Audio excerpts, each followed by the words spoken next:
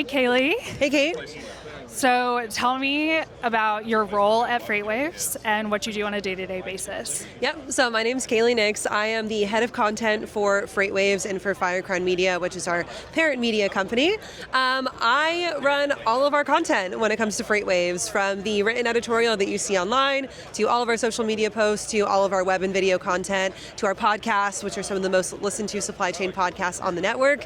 Comes all through me.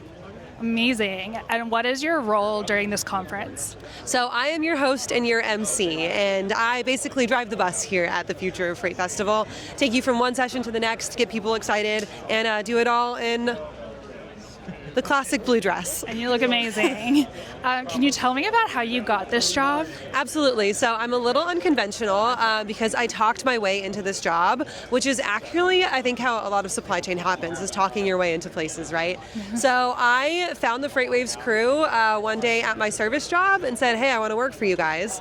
And so I did. So it's a story from the ground up where I started writing web content for them about our podcasts. And now I run our podcast. So 5 years of growth. My 5-year anniversary is actually the first day of November. Amazing. Happy anniversary. And did you study supply chain in school? Like, how did you know that you wanted to get into logistics? So until I started here at FreightWaves, I did not know what supply chain or logistics was. I've got a background in media and journalism and broadcast, and I had no clue. So I literally learned everything that I know about supply chain and logistics on the fly.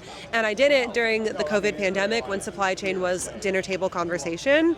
And so I did it just by being here, reading a lot of FreightWaves, listening to the experts, and just learning all that I could about supply chain. The best way to do it is to be in it, and you absorb it. It's kind of like osmosis. Perfect. And then what advice would you give to anyone who wants to work in supply chain and logistics but doesn't know how to get started? I think that the best way to do it is just make contacts. And places like the Future of Freight Festival or like other logistics conferences are some of the best places to do that.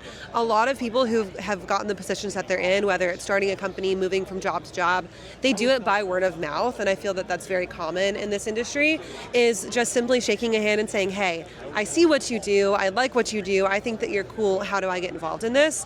Everyone's so welcoming. That, and then just learn a lot and be flexible because everything changes at any second.